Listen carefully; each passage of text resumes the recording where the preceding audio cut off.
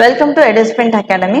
So இன்னைக்கு என்ன பார்க்க போறோம் அப்படின்னா பிசிக்ஸ் பார்ட் 2 பார்க்க போறோம். ஆல்ரெடி ப்ரீவியஸ் வீடியோல பார்ட் 1 பார்த்துருப்பீங்க. ஸோ அதோட கண்டினியூ தான் இந்த video. Okay, so first question இதுல பாத்தீங்க அப்படின்னா which of the following laws is applicable to the force of attraction or repulsion between 2 points. இதுல எந்த லா வந்து attraction or repulsion between, so இந்த ஃபோர்ஸோடைய அட்ராக்ஷன் அதாவது ஈர்க்கிறதுன்னு சொல்லுவாங்களே அண்ட் தென் ரிப்பல் பண்றது. ஸோ 2 பாயிண்ட் சார்ஜஸ் பத்தி பேசுற லா எது அப்படின்னு சொல்லி கேட்டிருக்காங்க. அஃப்கோர்ஸ் கூலும்ஸ் லா தான்.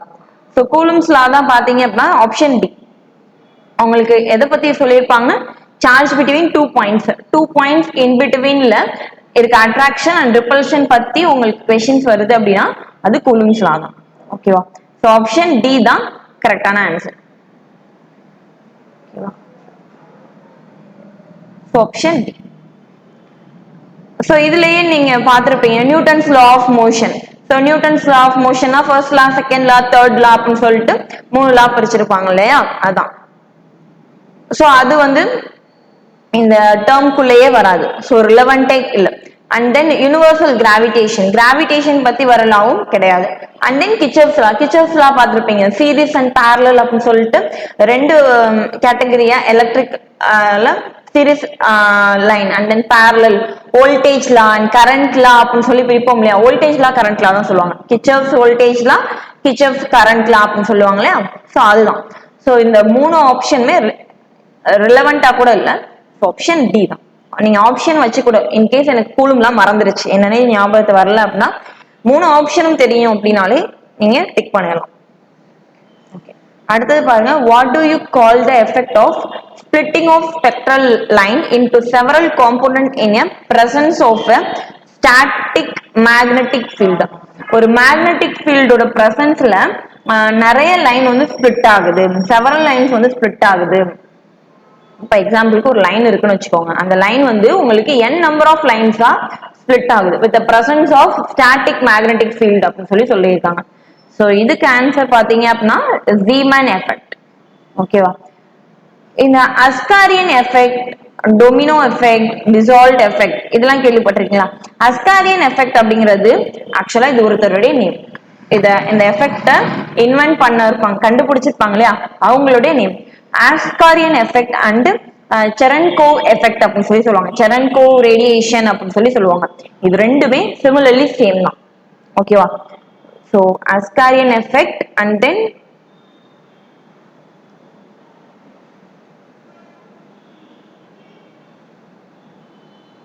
செரன்கோவ் ரேடியேஷன் ஆர் எஃபெக்ட் அப்படின்னு சொல்லி சொல்லுவாங்க.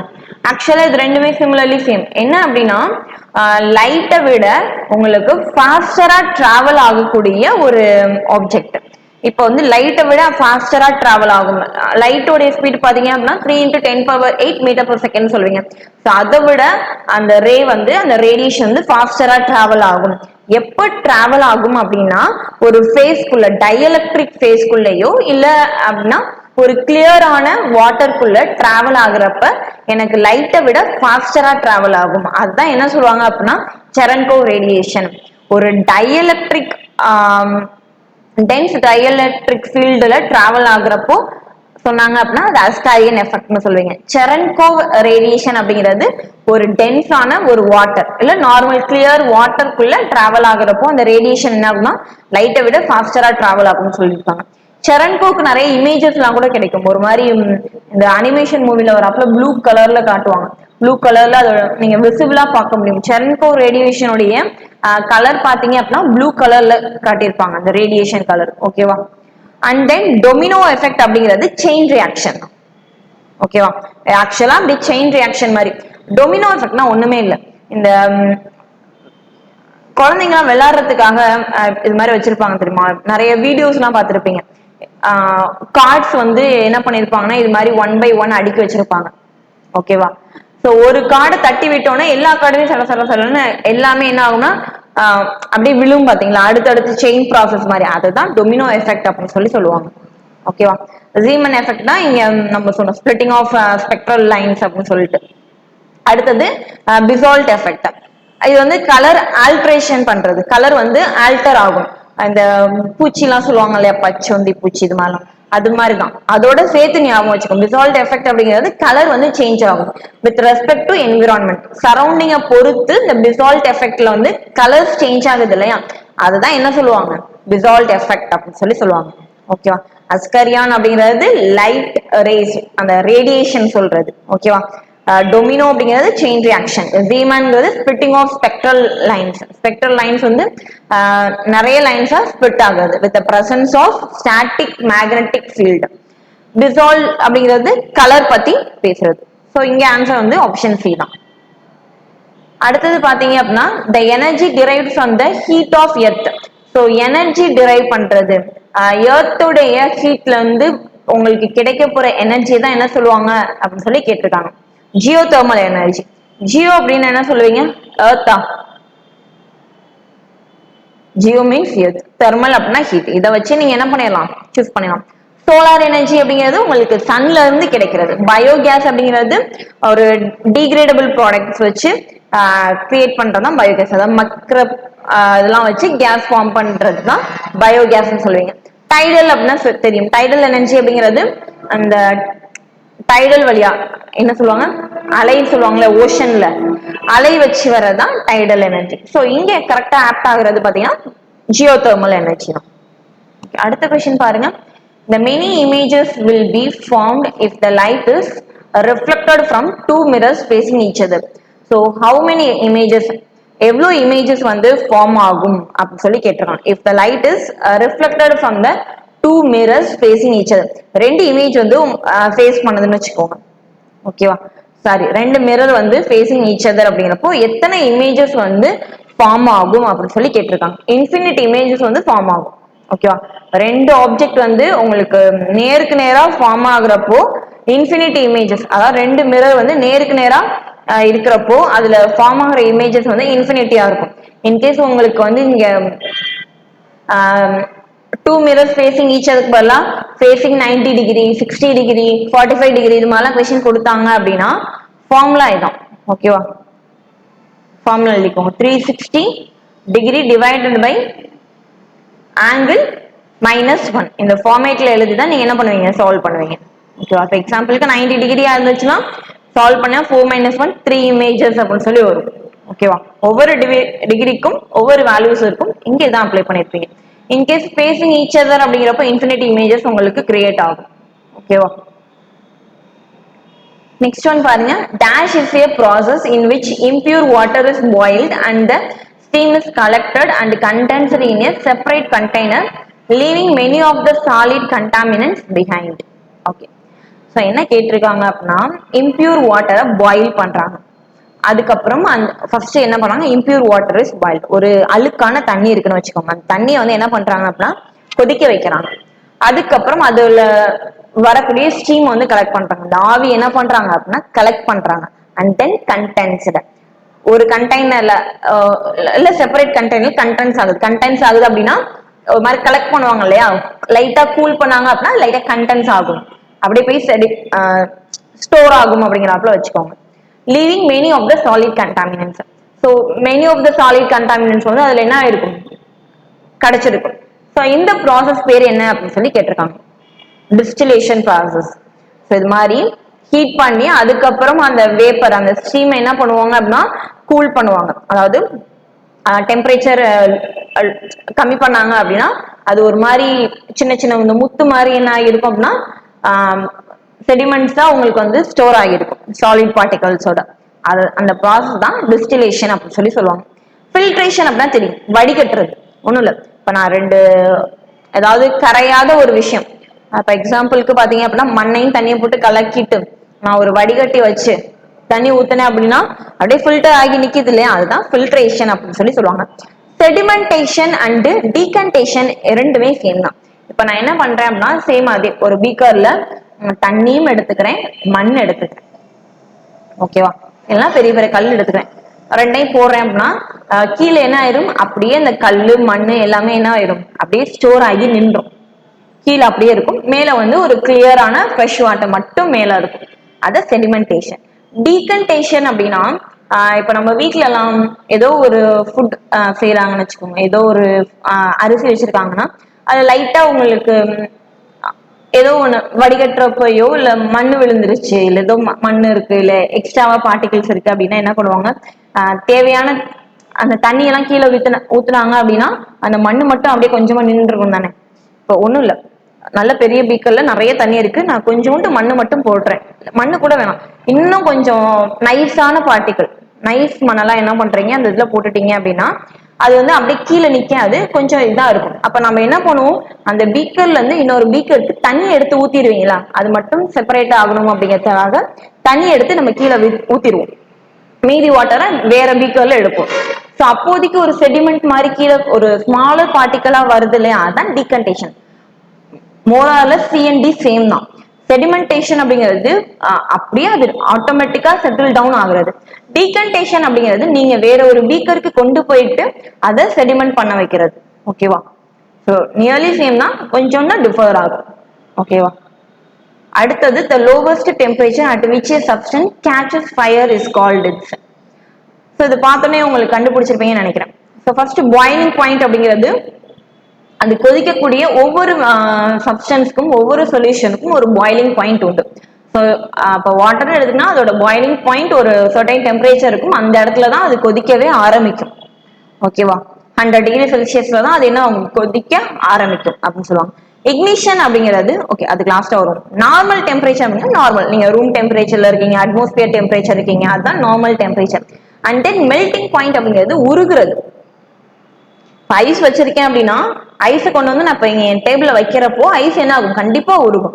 ஏன்னா ரெஃப்ரிஜிரேட்டர்ல வச்சிருக்கப்போ அது வந்து அதோட இது வேற மாதிரி இருக்கும், நல்லா கட்டியா இருந்திருக்கும். நான் வெளியில வைக்கிறப்போ ரூம் டெம்பரேச்சர் வந்துருக்கு, ஸோ அதை தான் மெல்டிங் பாயிண்ட் அப்படின்னு சொல்லுவாங்க.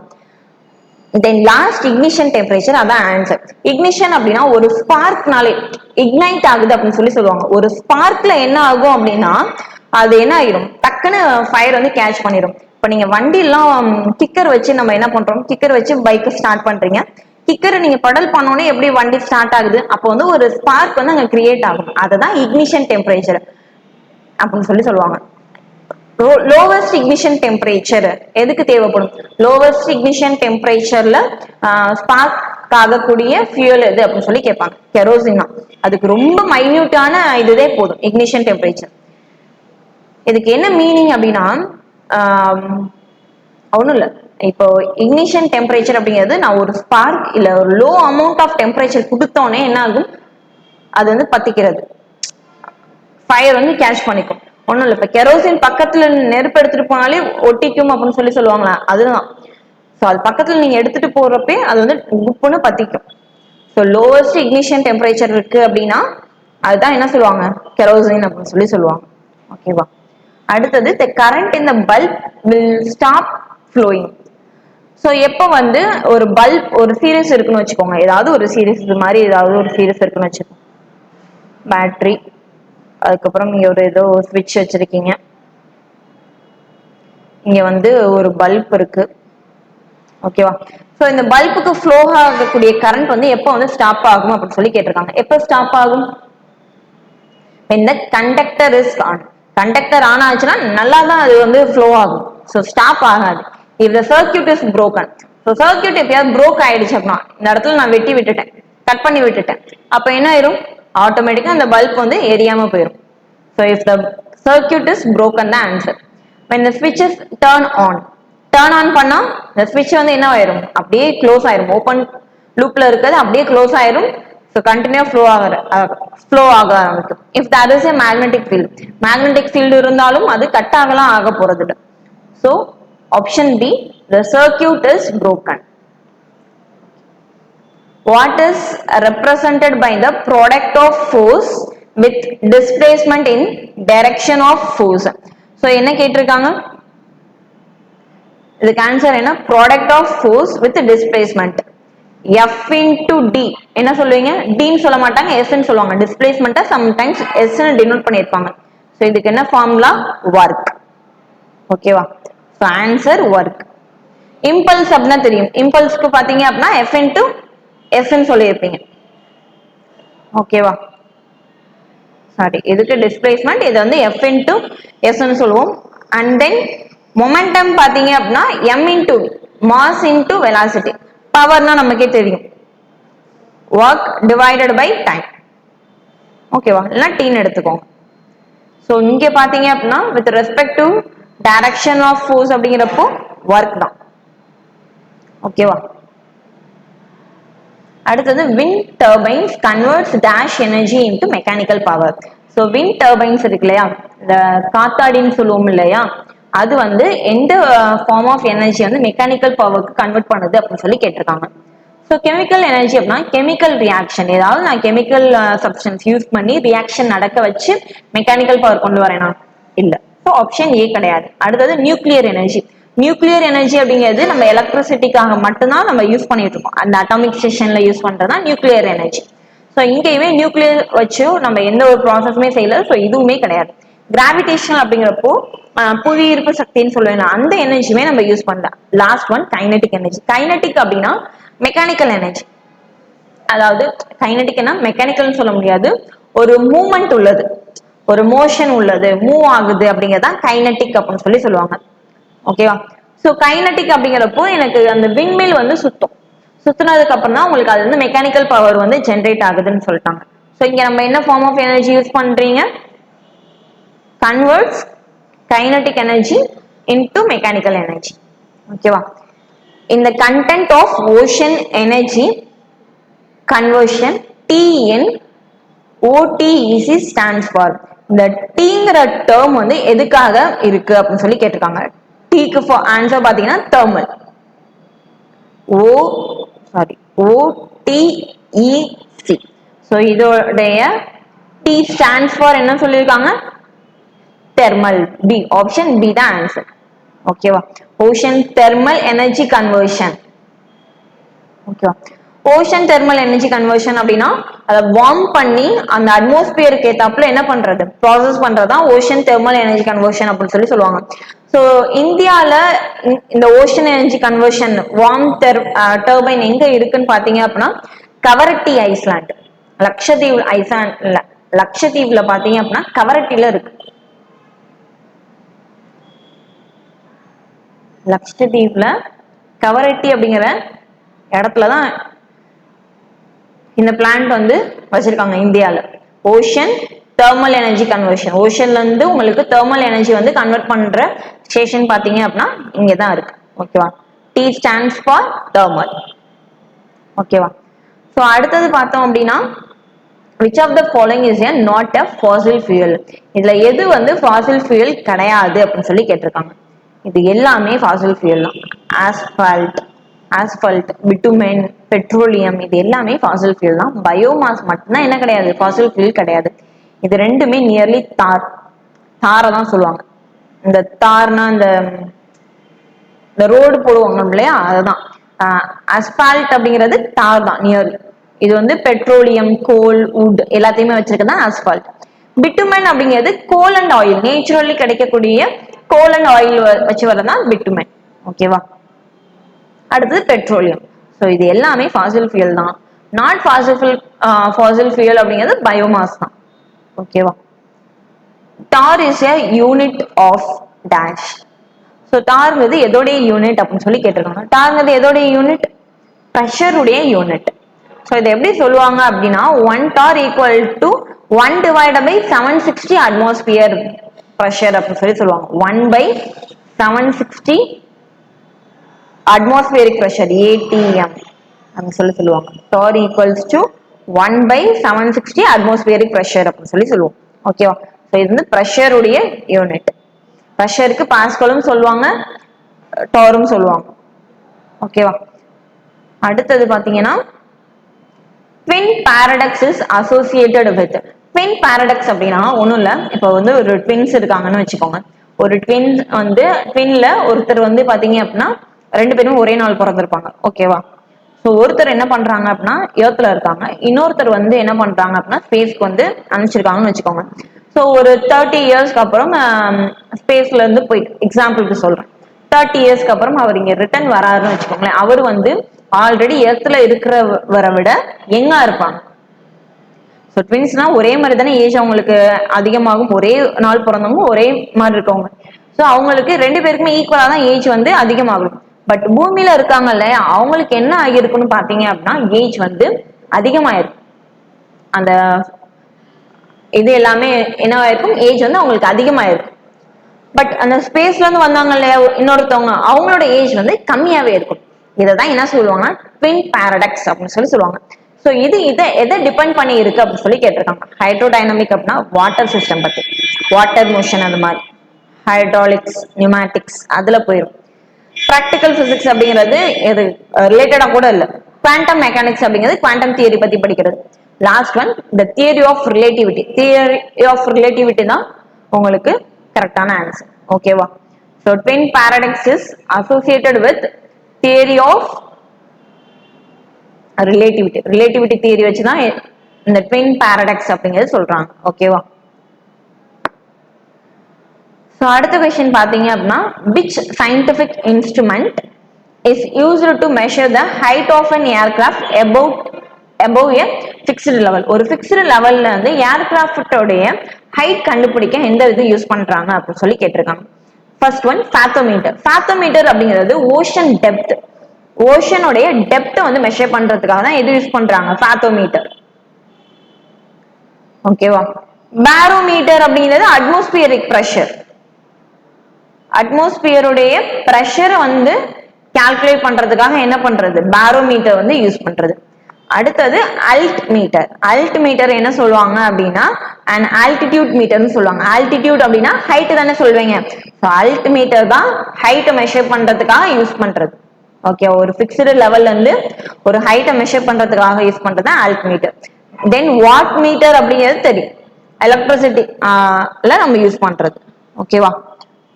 வாட் மீட்டர் அப்படிங்கிறது ammeter and then volt meter ரெண்டையுமே கம்பைன் பண்ணி யூஸ் பண்றதுதான் watt meter. Ammeter plus volt meter. ஓகேவா? சோ இங்க கரெக்டான ஆன்சர் எது, option C, altimeter or altitude மீட்டர்னு சொல்லுவாங்க. Who is the first Indian to be awarded the Nobel Prize in Physics?